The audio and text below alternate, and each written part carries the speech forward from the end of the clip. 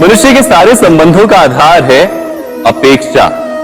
पति कैसा हो जो मेरा जीवन सुख और सुविधा से भर दे। पत्नी कैसी हो जो सदैव मेरे प्रति समर्पित रहे। संतान कैसी हो जो मेरी सेवा करे, मेरा आदेश माने।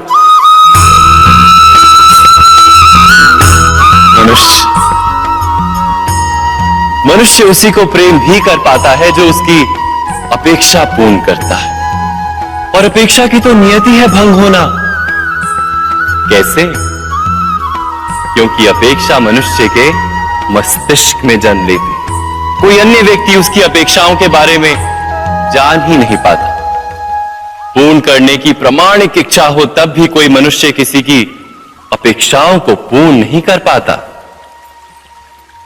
और वहां से जन्म लेता है संघर्ष। सारे संबंध संघर्ष में परिवर्तित हो जाते। पर मनुष्य अपेक्षा को संबंध का आधार ना बनाए और स्वीकार करे केवल संबंध का आधार, तो क्या ये जीवन स्वयं सुख और शांति से नहीं भर जाएगा? स्वयं विचार कीजिएगा।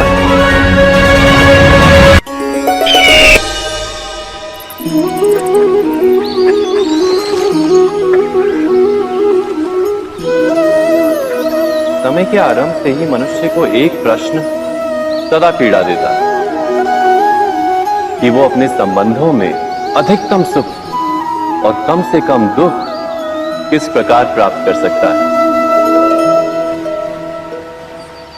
क्या आपके सारे संबंधों ने आपको संपूर्ण संतोष दिया है?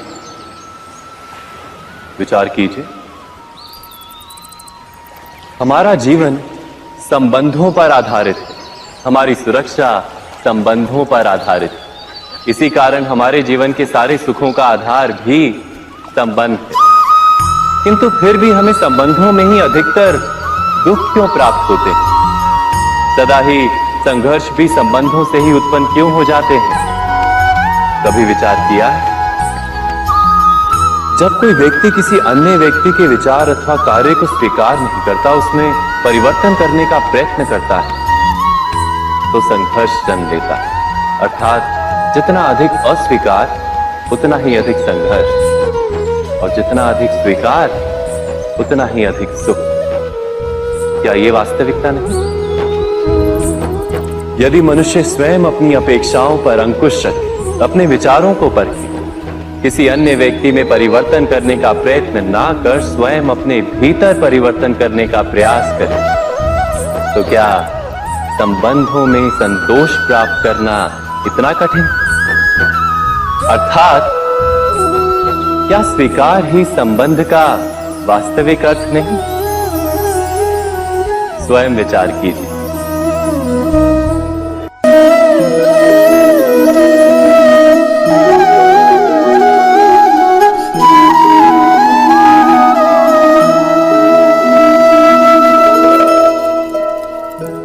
जब किसी व्यक्ति को किसी घटना में अन्याय का अनुभव होता है, तो वो घटना उसके अंतर को झकझोर देती है। समस्त जगत उसे अपना शत्रु प्रतीत होता है। अन्याय लगने वाली घटना जितनी बड़ी होती है, मनुष्य का हृदय भी उतना ही अधिक विरोध करता है। उस घटना के उत्तर में वो न्याय मांगता है, और ये योग्य भी है। वास्तव में समाज में किसी भी प्रकार का अन्याय व्यक्ति की आस्था और विश्वास का नाश है। किंतु ये न्याय क्या है? न्याय का अर्थ क्या है? अन्याय करने वाले को अपने कार्य पर पश्चाताप हो और अन्याय भुगतने वाले के मन में फिर से विश्वास जगे समाज के प्रति। इतना ही अर्थ है ना न्याय का। किंतु जिसके हृदय में धर्म नहीं होता, वो न्याय को छोड़कर बैर और प्रतिशोध को अपनाता है। हिंसा के बदले प्रतिहिंसा की भावना लेकर चलता है। स्वयं भोगी हुई पीड़ा से कहीं अधिक पीड़ा देने का प्रयत्न करता है और इस मार्ग पर चलते अन्याय को भुगतने वाला स्वयं अन्याय करने लगता है। शीघ्र ही वो अपराधी बन जाता है, अर्थात न्याय और प्रतिशोध के बीच बहुत कम अंतर होता है और इसी अंतर का नाम है धर्म। क्या ये सत्य नहीं? स्वयं विचार कीजिए। दो व्यक्ति जब निकट आते हैं तो एक दूसरे के लिए सीमाएं और मर्यादाएं निर्मित करने का प्रयत्न अवश्य करते हैं।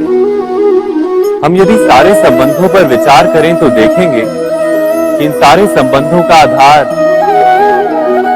यही सीमाएं हैं जो हम दूसरों के लिए निर्मित करते हैं। और यदि अनजाने में भी कोई अन्य व्यक्ति इन सीमाओं को तोड़ता है तो उसी क्षण हमारा हृदय क्रोध से भर जाता है। इन सीमाओं का वास्तविक रूप क्या है? क्या हमने कभी विचार किया? सीमाओं के द्वारा हम दूसरे व्यक्ति को निर्णय करने की अनुमति नहीं देते, अपना निर्णय उस व्यक्ति पर थोपते, अर्थात किसी की स्वतंत्रता का अस्वीकार करते हैं। और जब स्वतंत्रता का अस्वीकार किया जाता है तो उसका हृदय दुख से भर जाता है और जब वो सीमाओं को तोड़ता है तो हमारा हृदय क्रोध से भर जाता है। क्या ऐसा नहीं होता?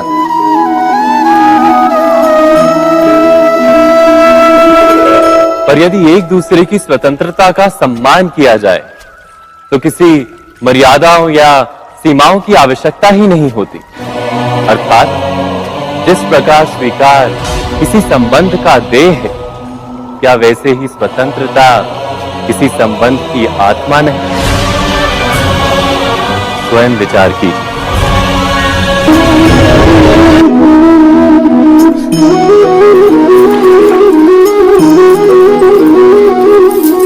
पिता सदा ही अपने संतान के सुख की कामना करते हैं, उनके भविष्य की चिंता करते रहते हैं।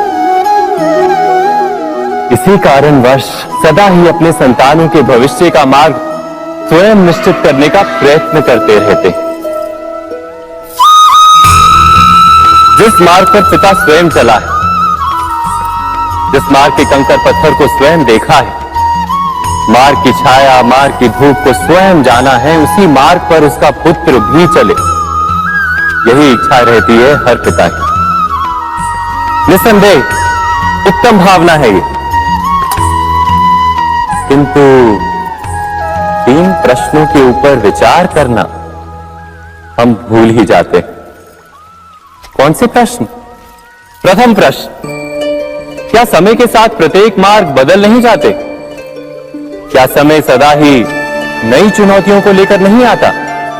तो फिर बीते हुए समय के अनुभव नई पीढ़ी को किस प्रकार लाभ दे सकते हैं? दूसरा प्रश्न, क्या प्रत्येक संतान अपने माता पिता की छवि होता है? हाँ, संतानों को संस्कार तो अवश्य माता पिता देते हैं, किंतु भीतर की क्षमता तो ईश्वर देते हैं। तो जिस मार्ग पर पिता को सफलता मिली है, विश्वास है कि उसी मार्ग पर उसकी संतानों को भी सफलता और सुख प्राप्त होगा। तीसरा प्रश्न, क्या जीवन के संघर्ष और चुनौतियां लाभकारी नहीं होती? क्या प्रत्येक नया प्रश्न एक नए उत्तर का द्वार नहीं खोलता? तो फिर संतानों को नए नए प्रश्नों, संघर्षों और चुनौतियों से दूर रखना, ये उनके लिए लाभ करना कहलाएगा या हानि पहुंचाना?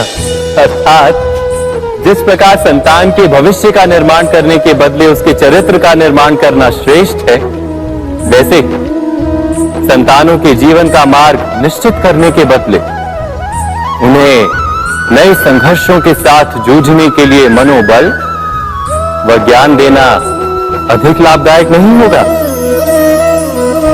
स्वयं विचार कीजिए। सबके जीवन में ऐसा प्रसंग अवश्य आता है कि सत्य कहने का निश्चय होता है हृदय में, किंतु मुख से सत्य निकल नहीं पाता। कोई भय मन को घेर लेता है। किसी घटना अथवा प्रसंग के बारे में बात करना या फिर स्वयं से कोई भूल हो जाए उसके बारे में कुछ बोलना, क्या ये सत्य है? नहीं, ये तो केवल तथ्य है। अर्थात जैसा हुआ था वैसा केवल बोल देना सामान्य सी बात है। किंतु कभी कभी उस तथ्य को बोलते हुए भी भय लगता है। कदाचित किसी दूसरे की भावनाओं का विचार आता है मन, दूसरे को दुख होगा ये भय भी शब्दों को रोकता है। तो ये सत्य क्या है? क्या हमने कभी विचार किया है? जब भय रहते हुए भी कोई तथ्य बोलता है तो वो सत्य कहलाता है। वास्तव में सत्य कुछ और नहीं, केवल निर्भयता का दूसरा नाम। और निर्भय होने का कोई समय नहीं होता, क्योंकि निर्भयता आत्मा का स्वभाव है। अर्थात क्या प्रत्येक क्षण सत्य बोलने का क्षण नहीं होता?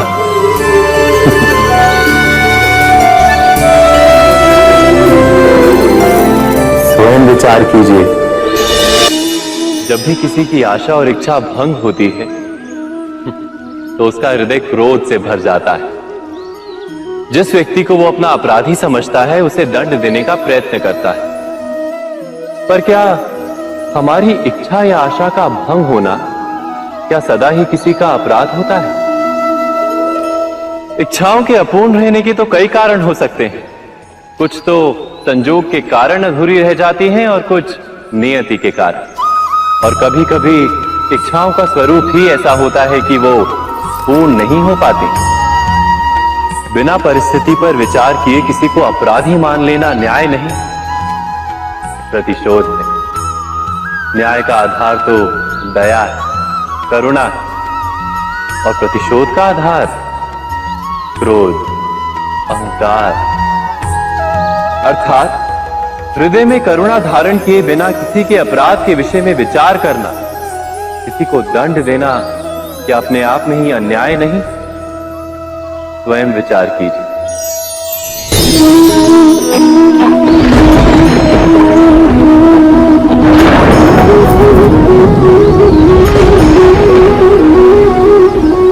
शत्रुओं और पूर्वाभासों के आधार पर हम भविष्य के सुख दुख की कल्पना करते हैं।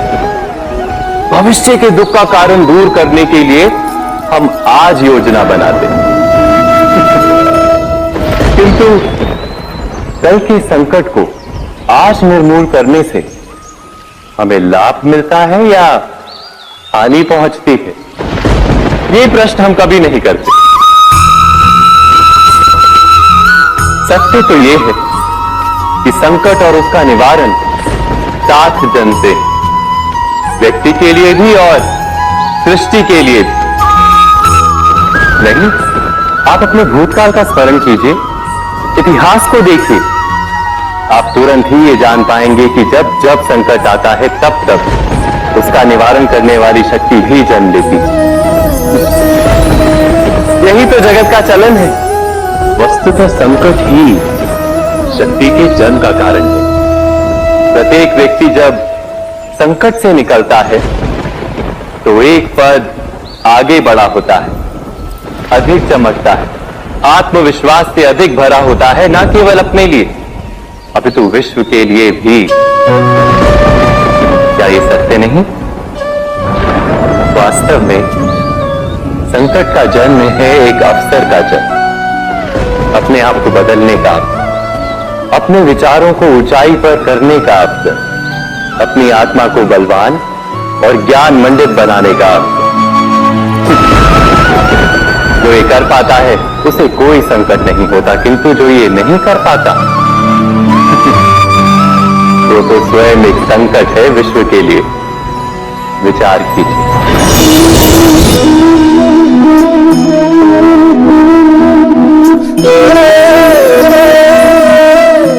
परंपरा में धर्म बसता है और परंपराएं ही धर्म को संभालने का कार्य करती हैं, ये सत्य है।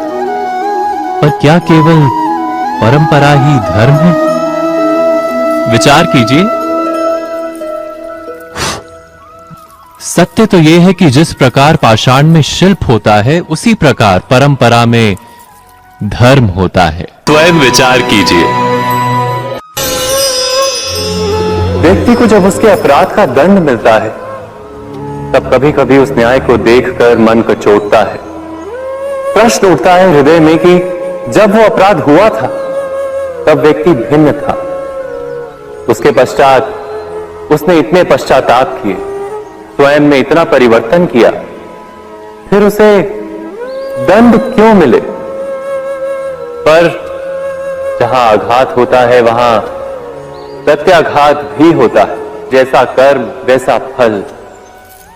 यदि किसी को प्रेम दोगे तो सुख प्राप्त होगा, यदि किसी की हत्या करोगे तो मृत्यु दंड मिलेगा।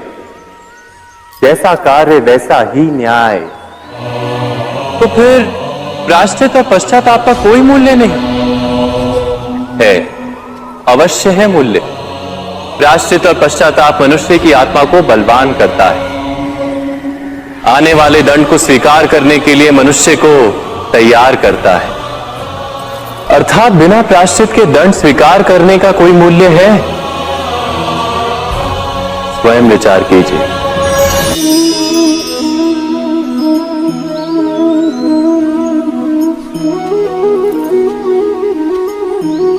जब अपने किसी अच्छे कार्य के उत्तर में दुख प्राप्त होता है, अथवा किसी को उसके दुष्ट कार्य में सुख मिलता है, तो मन अवश्य ये विचार करता है कि अच्छा कार्य करने का, धर्म के मार्ग पर चलने का तात्पर्य क्या है। पर दुष्ट आत्मा को क्या प्राप्त होता है, ये भी देखिए। दुष्टता करने वाला हृदय सदा चंचल रहता है, अकुलाता रहता है। मन में सदा नए नए संघर्ष उत्पन्न होते हैं। अविश्वास उसे जीवन भर दौड़ाता है। क्या ये सुख? जबकि धर्म पे चलने वाले, अच्छा कार्य करने वाले, सच्चरित्र व्यक्ति का हृदय शांत रहता है। परिस्थितियां उसके जीवन के सुख में बाधा नहीं बनती। समाज में सम्मान और मन में संतोष रहता है सदा। अर्थात अच्छा बर्ताव भविष्य में किसी सुख का मार्ग नहीं। अच्छा बर्ताव स्वयं सुख, अथवा बुरा बर्ताव भविष्य में किसी दुख का मार्ग नहीं। अधर्म उसी क्षण दुख उत्पन्न करता है। धर्म से सुख नहीं, धर्म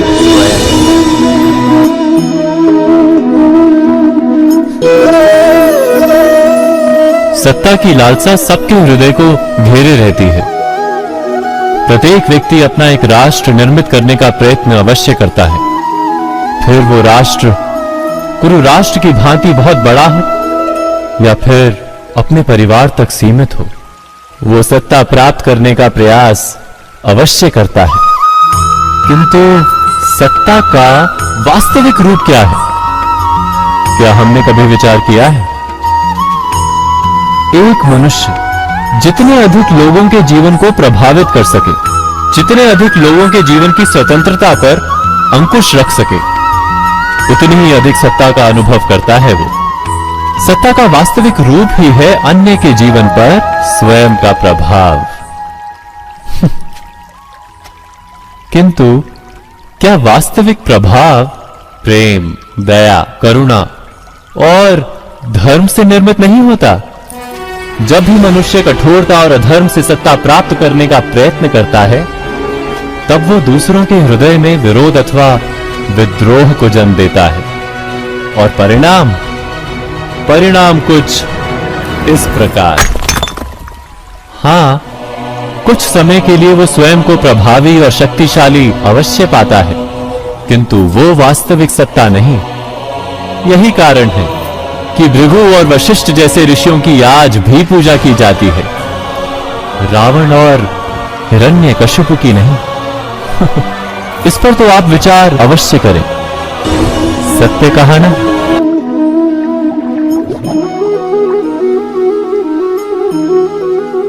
इस संसार में आने वाला प्रत्येक बालक संपूर्णतः संस्कार रहित होता है।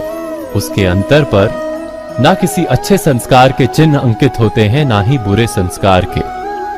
अर्थात जन्म से बालक में ना कोई गुण होता है और ना ही कोई दोष। तो ये दोष अथवा गुण किस प्रकार प्राप्त होते हैं? क्या हमने कभी विचार किया है? जो बात माता पिता के मुख से निरंतर सुनी जाती है, वही बात उनकी संतानों के हृदय का संस्कार बनती है। जैसे किसी गांव में नदी तट तक एक पगडंडी बन जाती है केवल उस मार्ग पर बार बार चलने के कारण। अर्थात माता पिता के हृदय की इच्छाएं उनकी संतानों के हृदय का दोष अथवा गुण बनकर जन्म लेती हैं। क्या ये सत्य नहीं? पर फिर भी जब उनकी संतानों में कोई दोष दिखाई देता है तो माता पिता आश्चर्य और दुख से भर जाते हैं। माता पिता का हृदय ये प्रश्न करता है कि उनकी संतानों में ये कुसंस्कार आए कहां से। सत्य तो यही है कि माता पिता अपनी संतानों को अनजाने में ही कुसंस्कार के बीज दे देते हैं, जो उनके संतानों की हृदय भूमि पर कुसंस्कार का वृक्ष बनकर उगता है। अर्थात अपनी संतानों को सुसंस्कारी और धर्ममय बनाने की आशा रखने वाले प्रत्येक माता पिता को प्रथम अपने हृदय की इच्छाओं पर अंकुश रखना क्या अनिवार्य नहीं?